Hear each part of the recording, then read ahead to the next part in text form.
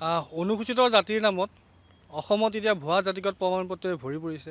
বিভিন্ন সময়ত ভুৱা জাতিগত প্ৰমাণপত্ৰ লোৱা লোকসকলৰ ওপৰত অনুসূচিত জাতিৰ সংগ্ৰামী যুৱ পৰিষদ অসম কৈৱৰ্ত যুৱ ছাত্ৰ সন্থাই অসমে অভিযোগ দাখিল কৰি আছিলোঁ আৰু সেইদৰে তেওঁলোকৰ জাতিগত প্ৰমাণপত্ৰ বাতিল হৈছে। আমি যদি চাবলৈ যাওঁ বৰ্তমান যেতিয়া অসমৰ ৰাজনীতিৰ পৰিৱেশ চলিছে, সেই ৰাজনীতিৰ পৰিৱেশৰ মাজতে আমি যদি চাবলৈ যাওঁ বিজেপিৰ উপসভানেত্ৰী মুন চনকাৰ তেওঁৰ জাতিগত প্ৰমাণপত্ৰ বাতিল হৈছে। ষ্টেট লেভেল কাষ্ট কোটেশ্যন কমিটিয়ে তেওঁৰ জাতিগত প্ৰমাণপত্ৰ বাতিল কৰিছে। আৰু লগতে আমি চাবলৈ যাওঁ যে মুন চনকাৰে কিছুদিন পূৰ্বে তেওঁ সংবাদ মাধ্যমৰ আগত জনাইছে যে তেওঁ বনিয়া কাষ্ট হয়, তেওঁ বিহাৰত যদি হয় ইয়াত কিয় নহয়, যে ইয়াত অসম চৰকাৰে 2023ত এনেদৰে ভুৱা জাতিগত বনিয়া বুলি ভুৱা জাতিগত লোৱা প্ৰমাণপত্ৰ বহুত লোক সংখ্যা বাঢ়ি গৈছিলে।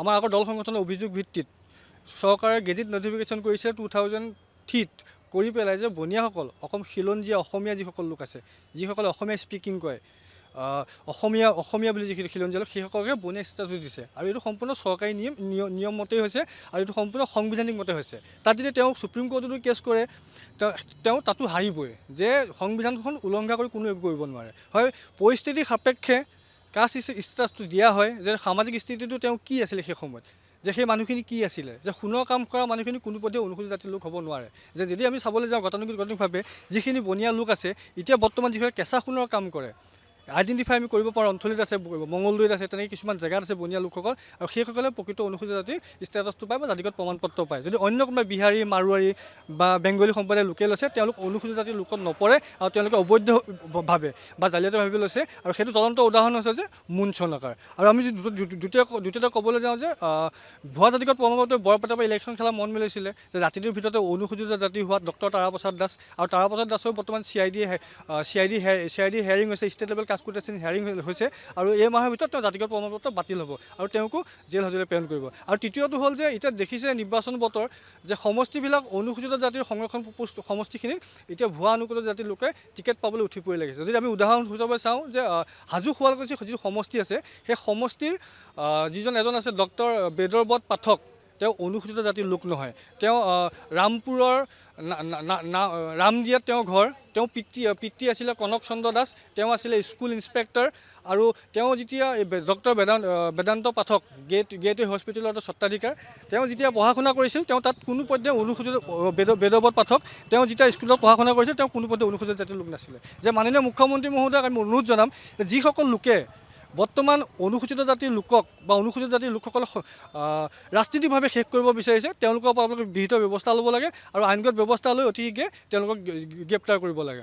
আৰু লগতে মাননীয় মুখ্যমন্ত্ৰী মহোদয় বা অন্য ৰাজনীতিক দলবিলাকক আমি অনুৰোধ জনাম আৰু আমি ইয়াৰ পৰা এটা দাবীও জনাম যে যিসকলে বৰ্তমান ভুৱা জাতিগত প্ৰমাণপত্ৰ লৈ যে জাতিটোৰ ভিতৰতে ৰাজনীতি সংৰক্ষণৰ কাৰণে অনুসূচিত জাতি হৈছে, তেওঁলোকক নিৰ্বাচনৰ সময়ত টিকেট দিয়াৰ সময়ত যাতে 100বাৰ চিন্তা কৰে, অন্যথা অনুসূচিত জাতিৰ ৰাইজ বা অনুসূচিত দল সংগঠনে তেওঁলোকৰ ওপৰত বিৰূপ প্ৰভাৱ কৰিবলৈ আমি বাধ্য হ'ম। প্ৰধানমন্ত্ৰী মহোদয়, ৰাষ্ট্ৰপতি মহোদয়, সামাজিক ন্যায় সবলীকৰণ বিভাগ আৰু নেশ্যনেল কমিশ্যন ফৰ চিভিল কাষ্টত আমি অভিযোগ দাখিল কৰিছোঁ। তাৰপিছতে তাৰ পৰা মুখ্যমন্ত্ৰী মহোদয়লৈ পত্ৰ দিছিলে আৰু মুখ্যমন্ত্ৰী মহোদয়ে 4/9/2025 তাৰিখে সামাজিক ন্যায় সবলীকৰণ বিভাগলৈ তেওঁ পত্ৰ প্ৰেৰণ কৰিছিলে। আৰু সেই সামাজিক ন্যায় সবলীকৰণ বিভাগৰ যি আণ্ডাৰ ছেক্ৰেটাৰী আছে ভাস্কৰ আছে, 8-10 মানে অক্টোবৰ মাহত সামাজিক ন্যায় সবলীকৰণ বিভাগৰ অন্তৰ্গত অনুসূচিত জাতি কল্যাণ সঞ্চালকালয় কুলচী নাথলৈ এখন পত্ৰ প্ৰেৰণ কৰিছিলে, যে আজি 4 মাহে কুলচী নাথে কোনো তথ্য দিব পৰা নাই। তথ্য কেনেকৈ দিব, যে যিসমূহ স্কিল ডেভেলপমেণ্টৰ নামত যে আমাৰ উচ্চ শিক্ষাৰ বাবে যিসমূহ কোচিং চেণ্টাৰ দিছিলে, APSC হওক বা অন্য দক্ষতামূলক শিক্ষাৰ বাবে, তাত 100 কোটিতকৈ অধিক টকা আমাৰ অভিযোগৰ ভিত্তিত 2016 চনৰ পৰা বিল পেণ্ডিং হৈ আছিলে। কুলচী নাথ আহি যেতিয়া চকীখনত বহাৰ লগে সুবৰ্ণেৰে ফাইল আনি একেদিনাখন চহী কৰি তেওঁ বহুত টকা পইচা লেনদেন কৰি সেই ফাইলখিনি তেওঁ পাৰ কৰাই লৈ গুচি গ'ল। যে সেইটো হ'ল প্ৰথম আমাৰ অভিযোগ, যে কুলচী নাথে কিমান কোটি টকা লৈ 16 চনৰ পৰা পেণ্ডিং থকা আগৰ কোনো ডাইৰেক্টৰে সাহ নকৰা ফাইলসমূহ তেওঁ চহী কৰি পেলাই বিল পাছ কৰিলে। আৰু দ্বিতীয় কথাটো হ'ল যে পাকঘৰৰ সামগ্ৰী নামত কেলেংকাৰী, যিটো টিভি দাম আছিলে 27,000 সেইটো দেখালে 59,000, যিটো প্ৰেছাৰ কুকাৰ দাম আছিল 600 টকা সেইটো দেখালে 2700 টকা, আৰু অনুসূচিত জাতিৰ লোকসকলক এটা বাল্টি দিছে, সেই বাল্টিটোৰ দামো দেখাইছে 800-900 টকা। যে ইমানখিনি হোৱাৰ পিছতো যে অসম চৰকাৰৰ আমাৰ দাবীৰ প্ৰতি, ভাৰত চৰকাৰৰ আমাৰ দাবীৰ প্ৰতি, যে আমি যেতিয়া দিল্লীত আছিলোঁ তেতিয়াই সেই ঠিকাদাৰজনৰ ঘৰত ED আৰু CCI ৰেড কৰিছিলে, যে তেতিয়া তদন্ত প্ৰক্ৰিয়াটো দ্ৰুতগতিত বাঢ়ি গৈ আছিলে। যেতিয়াই আহি সামাজিক ন্যায় সবলীকৰণ বিভাগৰ পৰা অনুসূচিত জাতি কল্যাণ সঞ্চালকালয়ৰ দায়িত্বটো দি দিলে, তেতিয়াৰ পৰাই গতিটো 4 মাহ লাগি গ'ল, লেহেমীয়া হৈ গ'ল।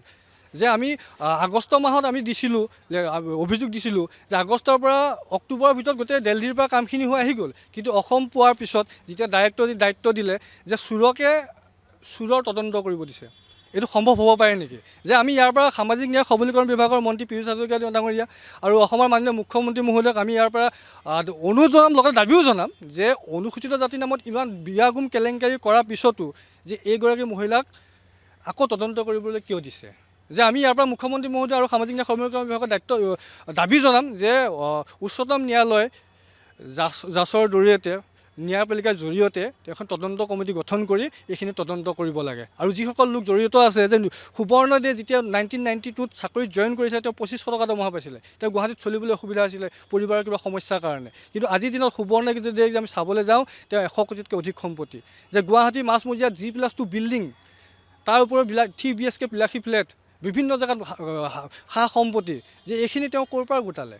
যিজন মানুহ 2500 টকা চলিব পৰা নাছিল আজিৰ দিনত চাবলৈ হ'লে 50,000তকৈ অধিক দৰমহা নাপায়, যে এজন 50,000 টকা দৰমহা পোৱা মানুহজনে তেওঁ কেনেদৰে 100 কোটিতকৈ অধিক সম্পত্তি গঢ়িলে, সেইটো মুখ্যমন্ত্ৰী মহোদয়ে তদন্ত কৰিব লাগে। আৰু লগতে লিটন মিত্ৰ বুলি আৰু এজন আছে, সেই লিটন মিত্ৰ হৈছে যে তেওঁ আমাৰ ইয়াত ডিপাৰ্টমেণ্টত নপৰে, তেওঁ ট্ৰেন্সফাৰ হ'লে তেওঁ ইয়াত ষ্টে লৈ লয়, ট্ৰেন্সফাৰ হ'লে ষ্টে ল'লে ডাইৰেক্টৰে লিখিতে যাব নালাগে বুলি তেওঁ লৈ লয়।